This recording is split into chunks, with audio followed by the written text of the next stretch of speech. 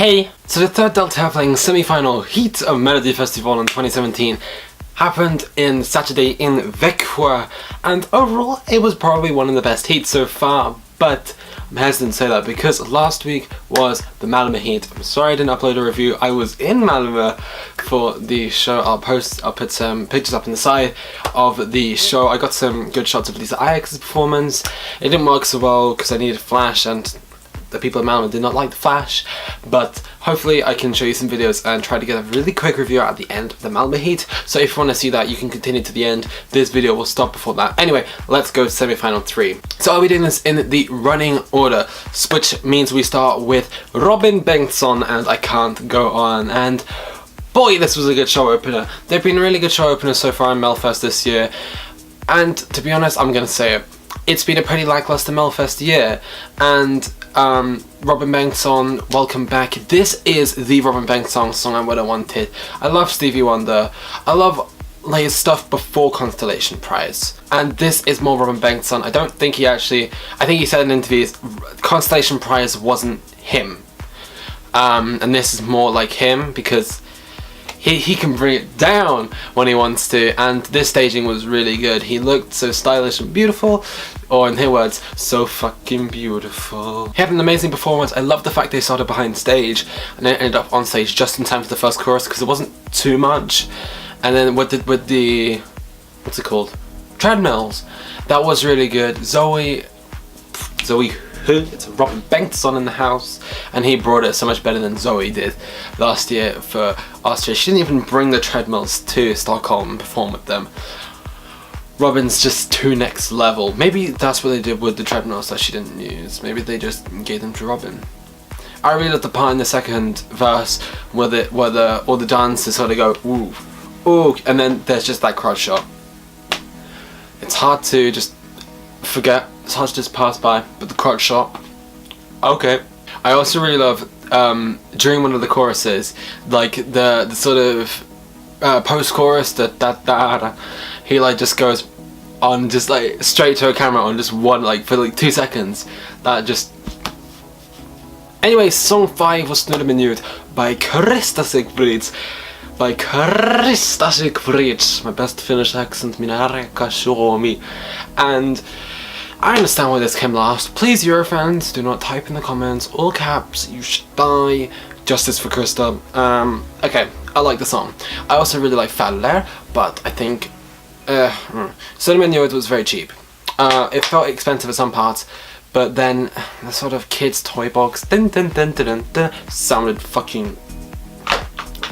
No, I don't know. I don't know how to play it, but it didn't sound good.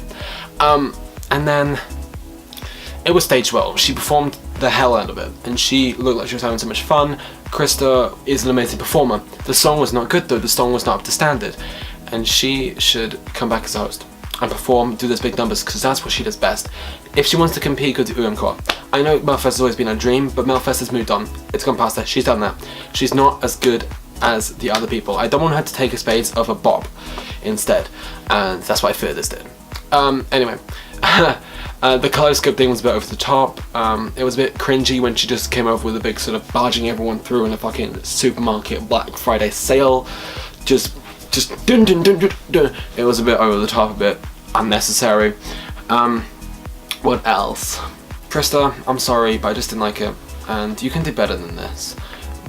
Go and write an English song and come back to Melfest with an amazing bob, or do Carl come back as a host. That's where I want to see you again, as a host, not as a performer. Anyway, song number 3, Anton Hagman with Kiss You Goodbye, and this, well, can I just say, my preview was on point accuracy.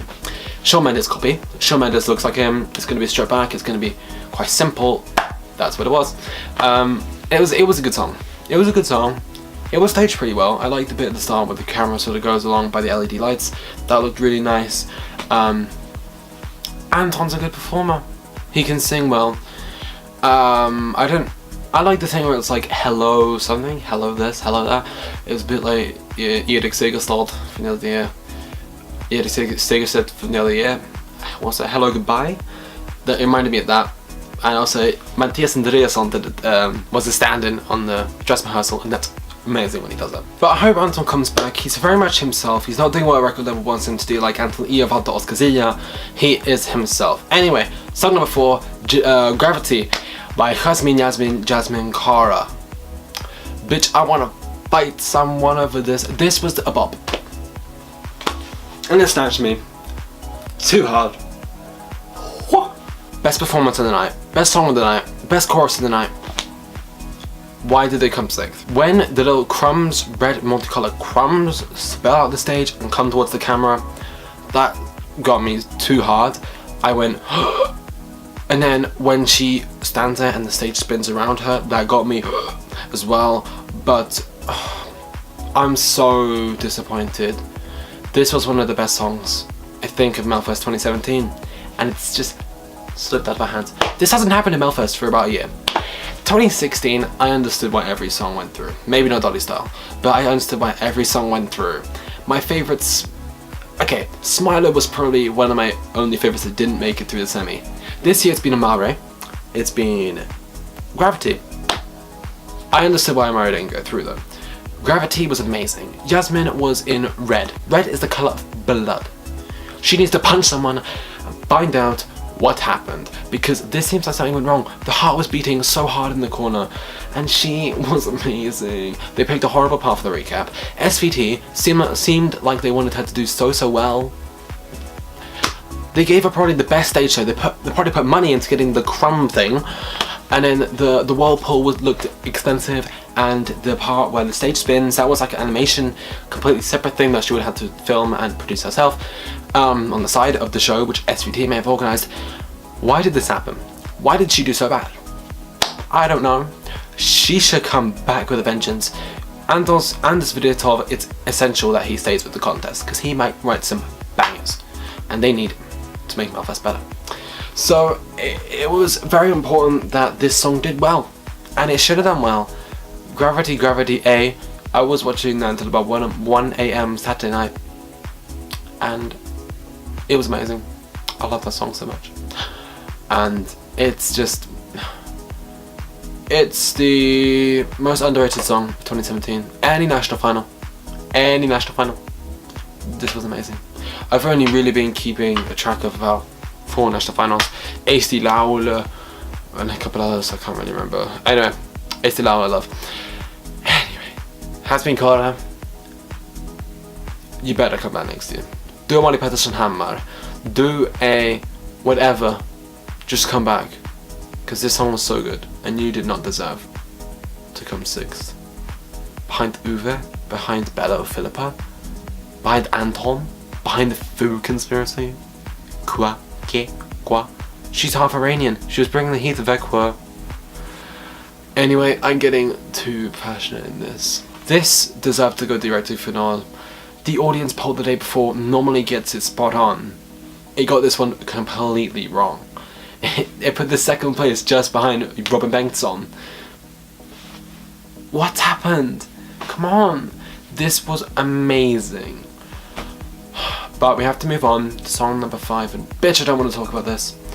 Uwe Thörnqvist, Boogieman Blues. It happened, it went direct. I said in the preview, I highly doubt this would go anywhere further than 5th place. It went direct. I hope it came 2nd, because Sweden needs sanity. But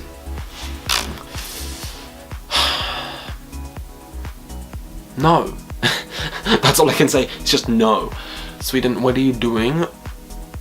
That song was not good. That song was probably the worst of the year. Explain yourself. Answer me. Please. It was just a bit more. And Uwe, I don't like Uwe as a person. I don't. I'm sorry. He may be 88. That doesn't change how I feel about him. I shouldn't discriminate. I shouldn't like prejudge him based on his age. I'm not judging him on his age. I'm judging him on the song, his personality, and his performance. Didn't like any of it. His performance, yeah, I was happy. He just copied his song that went well in Sweden in the 60s. That was it. Anyway, this just got me so angry. When Jasmine didn't qualify and this went through, I went because Jasmine snatched me so hard, and then this song just got me fucking cringing. I literally went, oh, I don't know. And the hot dog thing. He literally just copied that from his hit in the 60s. Does nobody see that? Probably my number 28 on my top 28. I didn't think it could get as worse than Mid-Leave, but still Mid-Leave was still original. And I still remember the yoga yaw and do line. And also Himmel och Hav, which was my least favourite from semi-final 2, was still okay. That was still like anthem as fuck, but still, I love Malmö and that heat. Anyway, song number whatever, number 6 was Bela, Filippa and Crucified, and they crucified me, getting through instead of Jasmine Kara. What happened? I kind of hoped they were actually going to go direct to the final, because I thought that would have been really sweet, because they looked so nice. Well, they were like really sweet and really nice, and if this went direct to the final, I would have kind of understood it, because country songs can kind of, only the Dead Fish, hello, what happened there? That went direct, and I think other songs in like 2013 was like the worst year, but still, that was the year in Riktig Jävla Schlager went through, and Hi Uwe, but it was okay. It was just a bit predictable. It was all a bit like, okay, see this happening, but it was a nice song, nice in block caps. That's all I can say about this. Last song tonight was Fooo, FO&O. I had to search up their names. Felix, Oscar, and Omar, sorry. Omar was the best singer. Let's just dwell on this. Omar was the best singer. He got the first line in the chorus. He's Venezuelan, I did not know that. And he was rocking it. He was my favourite in the band. The song, it was performed well. The first about 30 seconds is really good, apart from the opening line, God, that I want to kill myself when I hear that. Every time you bake, I want to eat cake. What does that mean? That's the worst line in Belfast history. That's even worse than I do. I hated that line. Or what other ones do we have? Fucking every Dolly style line. I am Holly, I am Polly, I am whatever the fuck, hello, hi. That was a bad lyric. I think there are lots of Belfast bad lyrics. It seemed like SVT really wanted us to go direct. Okay, a fact for you. It's the first song to not go direct from slot number 7 since 2014. Dr. Alban, I think, is the last one not to go direct, and that was 2014 in the same heat as Ace Wilder, I think. Yeah, I think so. To not go direct. And that's surprising. I thought this would go direct because there are lots of Foos. But still, it wasn't that good of a song. Also, the writing team got me intrigued as fuck, because I heard the British guy who produced a bunch of the AC/DC songs, and Britney and Lady Gaga, and it was bad. It was bad. The production sounded okay though, so I guess he got that one right. But still, it wasn't that good, and no songwriters were there to cheer them on. Ouch. It's gonna be interesting to see who they pair them up with in Andrew Hansen. I hope it's not David Du. Really hope. I hope. Could be Dismissed. I quite like Dismissed. I think Dismissed would be good in the final. It's really anthemic, and I can imagine people in Friends Arena going, "Where hearts align." That, I love that part of the song. I don't know who they're going to put this against. Either it's going to be Sacrifice. They might actually try to throw it out. It's probably quite an expensive performance for SVT to do. So maybe they want to save money and put it against something like, yeah, like Dismissed. Dismissed have been gaining a lot of momentum in Sweden, and I don't think this was actually a huge letdown, because I said myself this could be top 3, top 5. Nope. I thought it was going to be more sort of modern One Direction instead of sort of dated One Direction, sort of mid-noughties pop song. The chorus is a huge letdown. It's catchy, but that's it. The verse is so much better than the chorus. Anyway, I understand why I went to Andrew Hansen, but don't understand why Uwe went and Jasmine did not. But Robin, I understand, went to the final. Okay, I get that. Robin deserved to go. My personal directive final would have been Robin and Jasmine, whatever. Second chance, Anton and maybe Krista, I don't know. 5th, then one of those people, and then 6th, Bela, Filippa, and 7th, Thörnqvist. Anyway, that's everything from semi-final 3, Deltävling number 3, heat number 3. Next week we're going to be in Skellefteå, whatever, or as David Lindgren calls it, Skellefteå. There we have Loreen. Going up under utan är vi alla små. My heart is refusing me. We got the power. So many good songs. We're paper light.